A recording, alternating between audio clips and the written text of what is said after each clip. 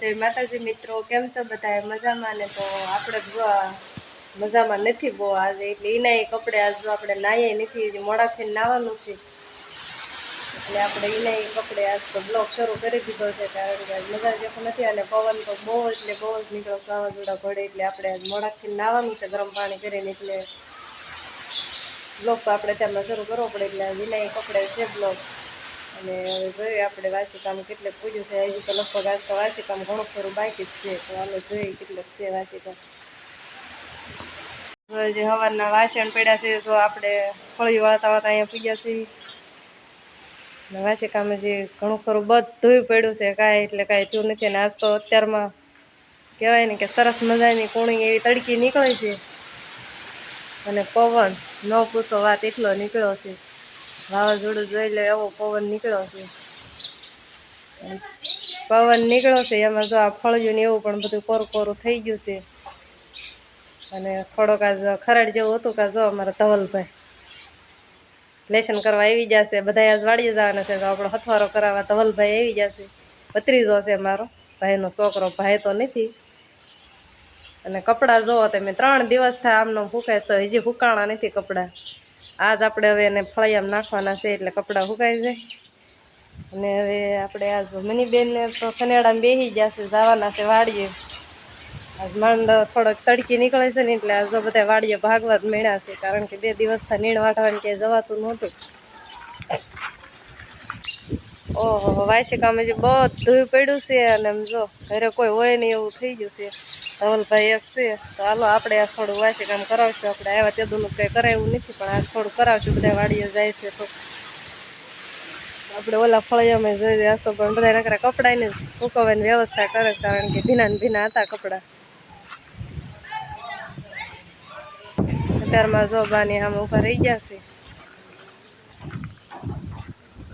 સાહેબેન વાડીએ જવાનું છે, સાહેબેન વાડીએ જવા તૈયાર થઈ ગયા છે. બા પણ ત્યાં ઊભા છે વાડીએ જવા. કાજલબેન જો હવે આજ વૈયા જવાના છે ને, તો જો કપડાની તૈયારી કરે. ફળિયામાં બેઠા બેઠા મીણસ કપડાં હેકી લઈને થપ્પો મારવા, કારણ કે 3 દિવસથી કપડાં સુકાતા નહોતા ને સુકાઈ જશે, એટલે કાજલબેન હેકેલવા જ મીણ્યા છે અને તૈયાર થઈ જશે. આજ વૈયા જવાના છે. અને આ તો કાલના વિડીયોમાં તમે જોયું જશે, આવી ગયા છે એટલે તેડવા, એટલે આજ વૈયા. કેમ કાળો બાપુ અત્યારમાં નવરા થઈ ગયા?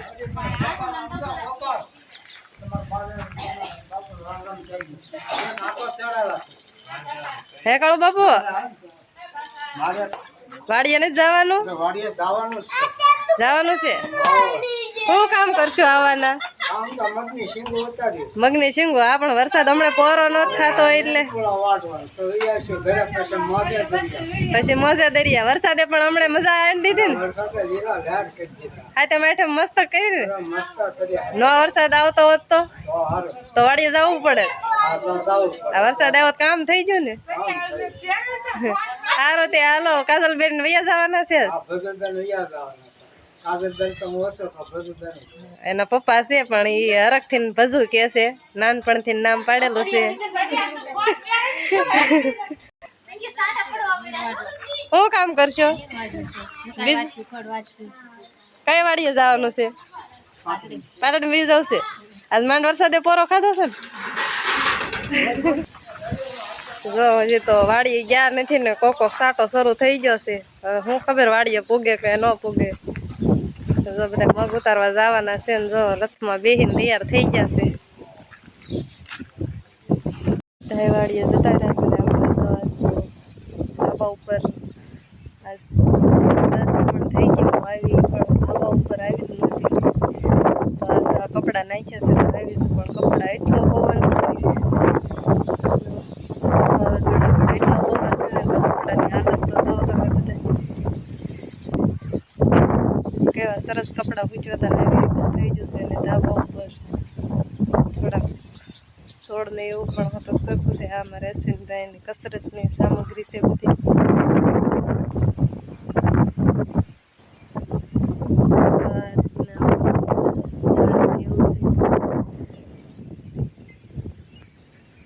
ઓલા ધાબા ઉપર હોતક છે, તો હાલો ત્યાં હોતક પણ આટો મારવી. તો અહીંયા અલગ અલગ રીતના બધા ઝાડવા મારે મનીબેને રોપ્યા છે. ને આ ઝાડું તો આ છોડનું નામ નથી આવડતું પણ એટલું મસ્ત છે ને કમળ ટાઈપનું. ખાલી એક માણમાં જ છે જો કેટલું મસ્ત છે. અને કાંટાઈ પણ જો બહુ ઓલા હોય ખીલ્યું જેવા.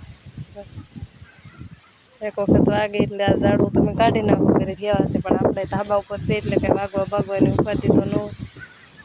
બધા ઝાડવા આપણે ધાબા ઉપર જ રાખ્યા સામે જો અત્યારે મસ્ત ફૂલ ખીલ્યા છે.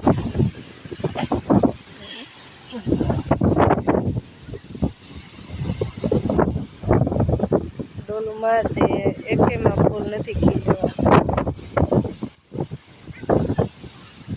જો કાંક અમારો મેઘનો નજારો આવો છે. આ સોલાર પેનલ બધા એવું છે નોકરા છે બધામાં દાદાની નાશ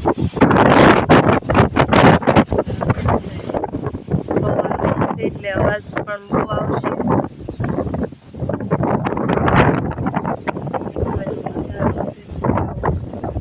ગામ છે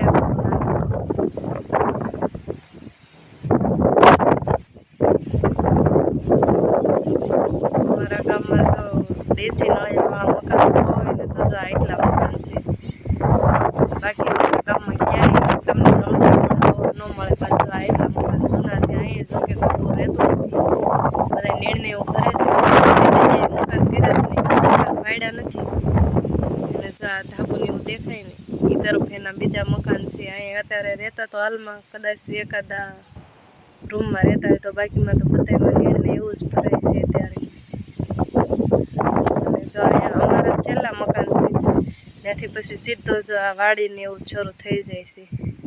છેલ્લા જ મકાન અમારા છે પછી અહીંથી અમારે બધાની વાડીઓ શરૂ થઈ જાય છે.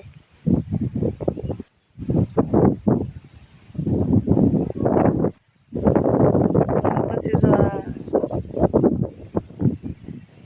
અમુક અમુક મોટા કોક છે બાકી સીધી જાય વાડી જો અમારું ધાબુ બાકીનું તો સીધી આ વાડીની એટલે ધાબે આવીને તોય આમ વાડી આટો માર્યો ને એટલી મજા આવે.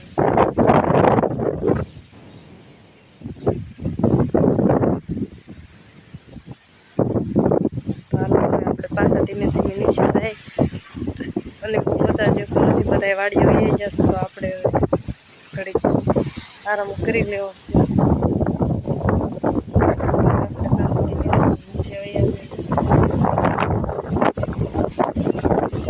થોડોક આરામ કર્યો કાં તો જો બધા વાડીએથી આવી ગયા ને ઘરની વાડીના તરબૂચ લાવ્યા છે તો જો બપોરાનું બધું તૈયાર છે પણ ઘરની વાડીના તરબૂચ આણ્યા છે ને તો જો બધા એ સુધારીને ખાય છે ને આ વખત સરસ મજાના તરબૂચ પાક્યા છે ઘરે. તો જો આપણે બપોરના મેનુમાં તો જો ગુવાર બટેકાનું ગરમા ગરમ શાક છે. અને સરસ વઘારેલા ભાત છે મેગી ભાત.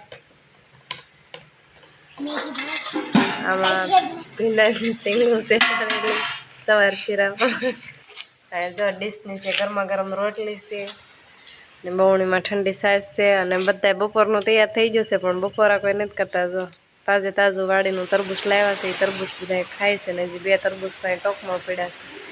એમાં સપના બેને તરબૂચ ખાવા મળ્યા છે તો હાલો બધા બપોરા કરું. જાગી જશે પાસ અને જો બાએ આપણે જાગ્યા કે દાળ સારું કરવાનું કામ શરૂ કરી દીધું છે. અને દાળ આપણે હાટો જ હારી કરે છે. આપણે કીધું આપણે દરેડ દાળ ખૂટી ગઈ છે તુરની તો જો 5 કિલોનું જબલું સારું કરીને આપણે હાટું ભરી દીધું છે. અને કુવેરમાં વાડીએ થઈ આવી ગયા લાગે છે. વાડીએ થઈ આવી ગયા કુવેરમાં શું કામ કરતા હતા આવા વરસાદના?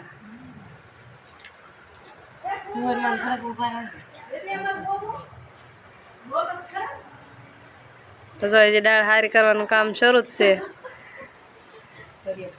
અને સંઘે જો 5:30 થયા છે કે શાક બાક બનાવી અને નવરી ખોટે કરવા આવી ગઈ છે. વાતો ફાંકા મારવા ઘડી અડધું ફડધું રાંધીને વહી આવી છે એટલે ઉપાય નહીં. અને 8 વાગી જશે અને દાળ બાળ આપણે સારું કરીને રેડી કરી વાળું છે. ને જો વાળુંનું તૈયાર થઈ ગયું છે. બધા વાળું કરવા બેસી જશે તો વાળુંમાં જવો તળેલા મરચાં છે, સીપડાનું રાયતું છે, બાજરાના રોટલા છે, ઘઉંની રોટલી છે, ઠંડી છાશ છે, ગલકાનું શાક છે ને બધાય જો બેહી જશે. અમારે ધાર્મિક ભાઈને જ દીધું નથી, આપણે વાટે છે અને એના જો થોડાક વાળ અલગ કપાવ્યા છે, નકરું માથું ઉલાળ જ બેઠા બેઠા. તો હાલો આપણે વાળું કરી લઈએ. જો બધા બેહી જશે તો હાલો બધા વાળું કરવા.